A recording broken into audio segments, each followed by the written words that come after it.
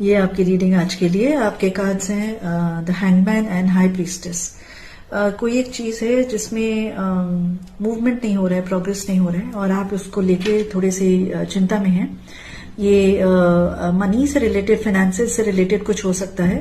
और फाइनेंसेस से रिलेटेड ऐसी बात हो सकती है जिसमें फैमिली की फाइनेंशियल स्टेबिलिटी इफेक्टेड है या एक रिलेशनशिप की स्टेबिलिटी इस फाइनेंस से जुड़ी हुई है या सिंपली एक रिलेशनशिप की स्टेबिलिटी के बारे में आप थोड़े से चिंतित हैं। अब इस सिचुएशन में जो भी करना था आपने बहुत सारी चीजें करके देख ली हैं, पर कहीं से कुछ आगे मूवमेंट आपको नहीं दिखाई दे रहा है, पर आप फिर भी इस पर अटके हुए हैं कि ये भी कर लेता हूं या कर लेती हूँ, ये भी कर लेती हूँ, बट कहीं से भी कुछ मूवमेंट नहीं दिखाई दे रहा है। आपका डर ये है कि अगर मैंने अभी ये चीज छोड़ दी और दूसरी चीजों पर ध्यान देना शुरू कर दिया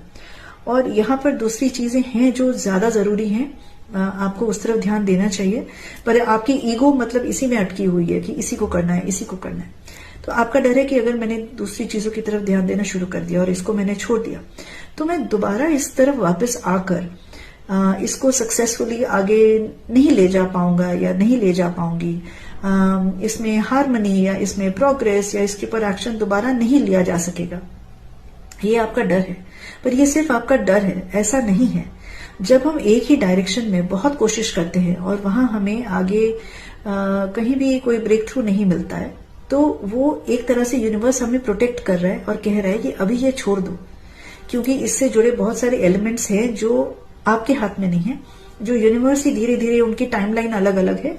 यूनिवर्स उनको धीरे धीरे खोलेगा। तो आप इस तरफ जितनी भी कोशिश कर लें अभी आपको मूवमेंट नहीं दिखाई देगी और ये जब यूनिवर्स नहीं होने देता तो कहीं ना कहीं यूनिवर्स हमें प्रोटेक्ट कर रहा होता है, क्योंकि ये हमें चीज अभी नहीं करनी है और ये दूसरी चीज जरूर एक है जो आपको करनी है, उस पर ध्यान देना है। ये दूसरी चीज में कुछ चीजें हैं जो ना बहुत देर से क्या कहते हैं ना, जैसे एक दूसरे के ऊपर पाइल अप हो गई है, अब करेंगे तब करेंगे करते करते ये बहुत सारी चीजें इकट्ठी हो गई है जो आपको क्लियर आउट करनी है। और बहुत सारी केसेस में बहुत सारी चीजें ऐसी भी हैं जो बिल्कुल आपको तोड़कर नई शुरू करनी है। इस दूसरे काम से रिलेटेड आपका एक लॉन्ग टर्म कुछ एक विजन प्लान भी है, कोई स्ट्रैटेजी भी है जो आप लॉन्ग टर्म इस तरफ कुछ बनाना चाहते हैं या कुछ करना चाहते हैं। तो यहाँ पे ये जो पॉज आया है भगवान की तरफ से गिफ्ट की तरह आया कि आप इसको छोड़कर ये दूसरी जगह पे काम शुरू करो। अगर आप वहां करेंगे और अपने सीड्स अभी डालेंगे वहां पे, धीरे धीरे शुरू करेंगे, लॉन्ग टर्म उसमें आपको एक बहुत स्टेबिलिटी दिखाई देगी। आपको आपके ट्रैवल से रिलेटेड कुछ होगा जहां पे आपको स्टेबिलिटी, अपॉर्चुनिटी दिखाई देगी और जब वहां आप ध्यान देंगे धीरे धीरे ये जो अटकी हुई चीज है ये भी खुलने लग जाएगी।